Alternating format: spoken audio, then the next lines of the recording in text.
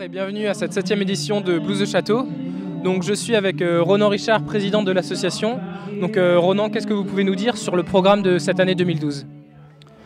Le programme est toujours un peu calé sur les mêmes principes, donc on essaye d'avoir un programme équilibré au niveau des styles, équilibré aussi au niveau des formations ou des formules duo, solo ou des formules en groupe électrique en salle. Essayer de montrer toute la variété du genre et de montrer que c'est aussi un style tout à fait accessible au grand public comme aux puristes. Et puis pour le reste, on a en gros 3 couleurs un peu différentes cette année. On a une coloration assez British blues, puisqu'on a beaucoup d'artistes britanniques cette année. On a une coloration assez féminine, on a un gros pourcentage d'artistes féminines cette année. Donc Becca Langsford ce soir, on va avoir Dédé Priest, Erja Littinen et puis Magda Piskorczyk. Et puis une coloration un petit peu exotique, on va dire entre guillemets, puisqu'on fait venir cette année des artistes venus de pays qui ne sont pas réputés comme des pays du blues traditionnellement, comme Erja Littinen qui vient de Finlande ou Magda Piskorczyk qui vient de Pologne. Donc on a essayé de tenter aussi des paris sur des artistes reconnus mais d'origine un petit peu atypique. Sortie main, donc tu as 2 sorties main. Tu as le main en ce qu'on appelle en XLR et le main en jack. Avez-vous avancé depuis l'année dernière donc, dans les objectifs de l'association ? Oui, depuis l'an dernier, on a effectivement une grosse avancée à travers la signature du bail avec la commune. L'association a donc acquis entre guillemets le site du château. Donc c'est une forme de transfert de propriété qui va nous permettre d'enclencher nous-mêmes un dossier de financement et un projet de sauvegarde avec un échéancier évidemment à long terme.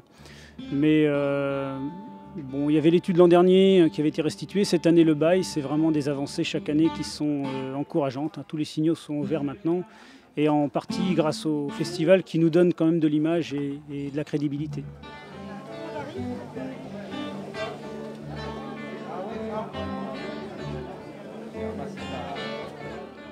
Je suis en compagnie de Philippe Le Guenec, le programmateur donc, de Blues au Château. Philippe, que pouvez-vous nous dire sur la programmation de cette année ? Bonsoir tout d'abord. Donc la programmation, ça sera axé donc une partie bien féminine. Donc on a plein de chanteuses qui viennent d'un peu partout, de Pologne, des USA, d'Angleterre d'ailleurs. Et autrement, on aura la crème anglaise du blues. Enfin, c'est 2 axes. Donc, on aura 2 soirées thématiques. Vendredi, une soirée anglaise et le samedi, une soirée blues au féminin. Des coups de cœur pour cette année ? Beaucoup, oui. Aussi bien Erja Littinen, encore une super guitariste qui vient de Finlande, donc, qui jouera dimanche. John Crampton aussi, qui est tout seul, mais qui mérite beaucoup. C'est Eddie Martin, qui est quand même la classe, donc qui sort son 13e album.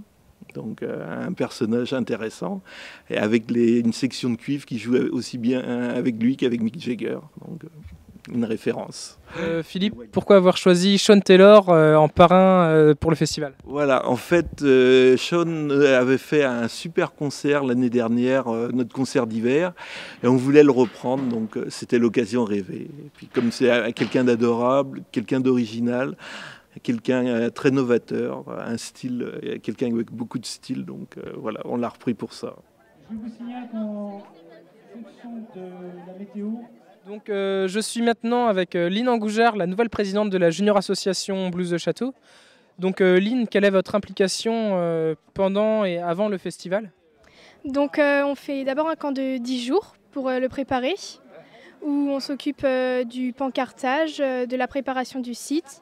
On fait aussi des tournées d'affiches.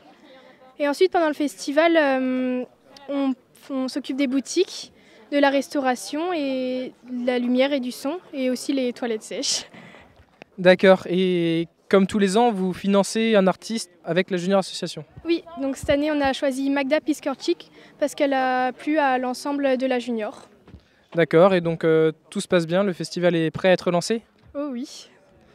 Très bien, eh bien on se retrouvera durant ces 4 prochains jours, car le festival dure jusqu'au 26 août. Venez nombreux.